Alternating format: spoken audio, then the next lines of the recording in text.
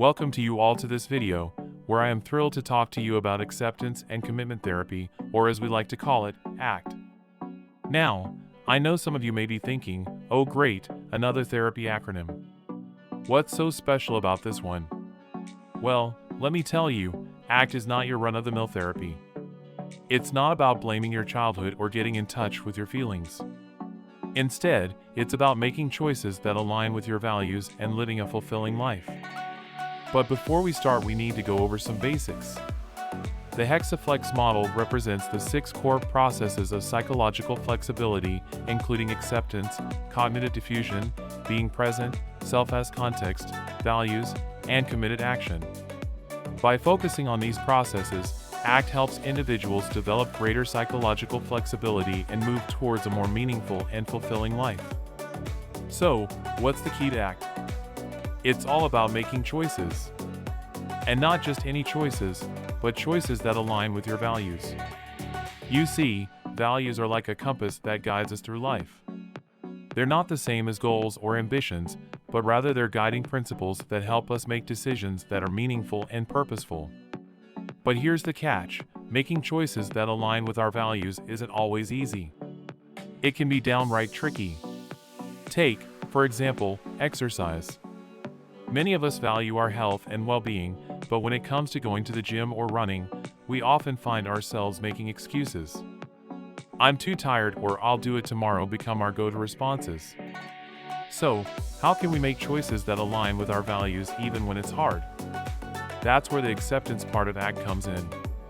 Acceptance means acknowledging that we can't always control our thoughts and feelings, but can choose how we respond to them. It's about accepting the things that are out of our control and focusing on what we can control. Let me give you an example. Let's say you're giving a presentation at work, and you start to feel anxious. Your heart is racing, your palms are sweating, and you're convinced you will mess up. At that moment, you have a choice.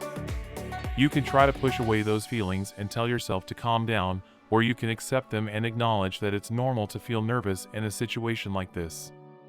You can focus on the task by taking your feelings and giving an excellent presentation. But acceptance alone isn't enough. We also need to commit to taking action that aligns with our values.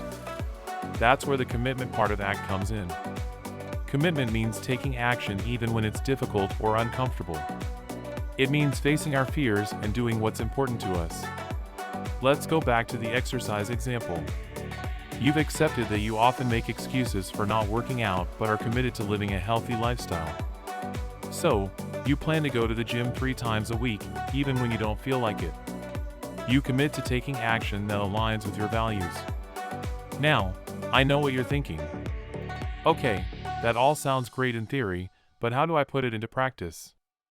The good news is that there are a few simple steps you can take to start making choices that align with your values. First, take some time to identify your values. What's important to you? What do you want your life to be about? Write them down and keep them somewhere visible. Next, notice when you're making choices that don't align with your values. Maybe you're saying yes to things you don't want to do or avoiding essential things. When you notice these patterns, ask yourself, what choice can I make right now that aligns with my values? Finally, take action. It might be scary or uncomfortable, but commit to taking action that aligns with your values. Maybe it's having that difficult conversation with a friend or family member, or taking steps to pursue a career you're passionate about. Now, I want to be clear that ACT isn't about perfection. We're all human, and we're all going to make mistakes. But the beauty of ACT is that it gives us a framework for making choices that align with our values, even when it's difficult or uncomfortable. So, the next time you find yourself faced with a difficult choice, remember that you have a choice. You can choose to accept your thoughts and feelings, and commit to taking action that aligns with your values. It might not always be easy, but it will be worth it. In closing, I want to leave you with a quote from one of my favorite authors, Dr. Seuss: "You have brains in your head. You have feet in your shoes. You can steer yourself any direction you choose. So, choose wisely, my friends, and live a life that's meaningful and fulfilling." So, now you have the basics, but they have to be tested out in your life.